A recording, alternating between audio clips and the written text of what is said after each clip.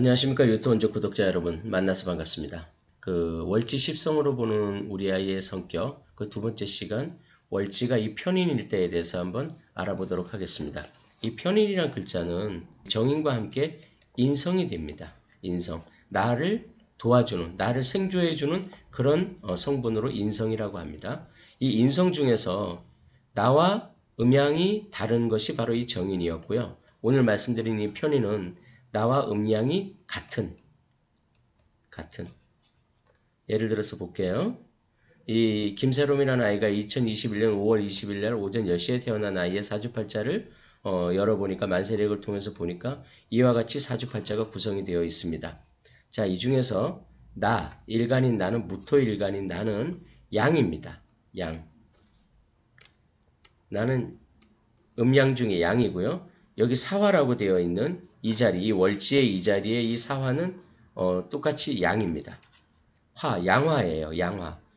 오화가 음하고 이 사화는 양화예요. 자, 이렇게 나와 이것도 음양이 양이고 이것도 음양이 양일 때 이렇게 나와 음양이 같을 때 이것을 편인이라고 하는 겁니다. 이 편인. 자, 이해되시죠?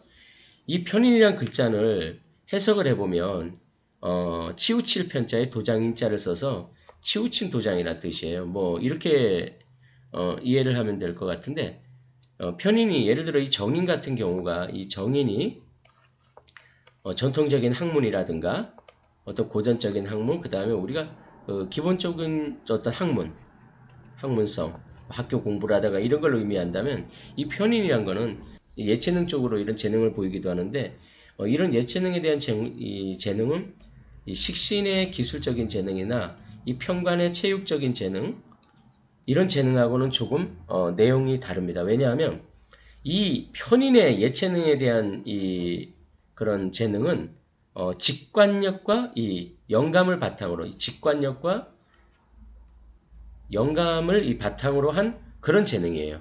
어쨌든 이 편인이란 성분은 남하고는 조금 다른 특별한 끼나 재능을 가진 경우가 많습니다. 그리고 또 이제 현실에 필요한 그러니까 이 정인이라는 것은 인성 중에 정인은 굉장히 현실적이거든요. 뭐 현실에 필요한 생각을 하고 현실에 필요한 것을 한다면 이 편인은 조금 비현실적인 쪽에 이제 관심을 가질 확률이 높습니다.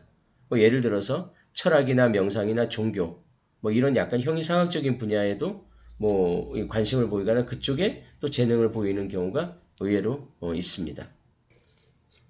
그리고 이 편인이 월지에 이 월지가 이 편인인 자녀들의 경우는 순간적으로 순간적으로 생각하는 힘을 모아서 이렇게 확 발산하는 일에 최적화되어 있습니다. 일단 자신이 관심을 가지는 분야에 대해서는 아주 집중력이 뛰어납니다. 대단하죠? 의지와 결단력 같은 것도 굉장히 강합니다. 그래서 한번 마음 먹으면 몇 날 며칠 잠 안 자고 밥 안 먹고 끝까지 해내고야만은 그 집중력을 발휘합니다. 그리고 이 편인은 기본적으로 머리 회전이 굉장히 빨라요. 순발력도 굉장히 뛰어나고 이 눈치도 백단입니다. 이 어떤 상황이든 이제 한번 쓱 훑어보는 것만으로도 이제 상황 파악이 딱 끝날 정도로 눈치가 빠르고 어떤 상황이든 상황에 대처하는 그 대처 능력도 매우 또한 뛰어납니다. 그런데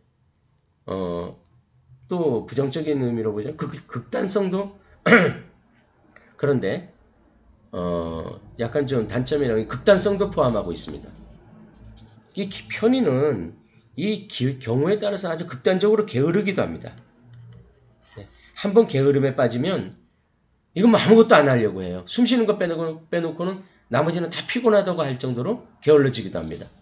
또 어떤 일에 집중하면 아주 또 폭발적인 집중력을 보이고 또 한번 풀어지면 또 아무것도 하지 않으려고 하고 하는 어떤 그런 극단적인 집중력과 극단적인 게으름 이게 이 편인의 기본적인 형태로 또 성격 중에 나타나기도 합니다.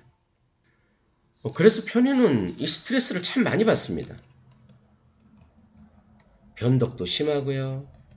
생각도 변화무쌍하죠. 그래서 이제 부모님이 자기를 원하지 않거나 그러니까 자신이 원하지 않거나 뭐 좋아하지 않는 일을 부모님이 시키면 굉장한 스트레스에 시달립니다. 정인 같으면은 먼저 말씀드린 정인 같으면 자기가 싫다는 건 싫다라고 분명히 얘기를 해요. 근데 편인은 혹시 내가 싫다라고 말하면 또 그 말에 엄마 아빠가 실망하진 않을까. 이렇게 마음 쓰는 것 때문에 그 스트레스를 자기가 감당하려고 그래요. 근데도 그러면서 한편으로는 또 자기가 하기 싫은 일은 절대 하고 싶지가 않은 겁니다. 그러니까 부모님이 강요를 하게 되면 어쩔 수 없이 따를 수밖에 없고 하긴 하는데 그 스트레스가 아주 정말 심하죠. 그러다 보면 어느 순간 이 스트레스가 더 이상 못 참을 정도가 되면 자기 자신을 자해하는 상황까지도 이럴 수 있습니다. 그러니까 이 부모님은 이 편의성을 월지 편인이 있는 아이한테는 어떤 일이나 아니면 어떤 상황을 강요하기보다는 자녀의 의견도 물어보고 또 자녀가 할 수 있는 선에서 그런 선에서 서로 일의 절충을 봐서 일을 시켜야지 그 억지로 막 이렇게 하라고 명령하듯이 밀어붙이면은 그건 자녀를 해치는 결과를 가져올 수도 있습니다. 뭐 어쨌든 우리 자녀의 사주월지에 이 사주월지에 이렇게 편인이 이렇게 편인이 딱 버티고 있으면 우리 아이는 다른 아이들과 달리 다른 어떤 특별한 재능이나 능력을 가지고 있고 가지고 태어났구나라고 생각하시면 되고요.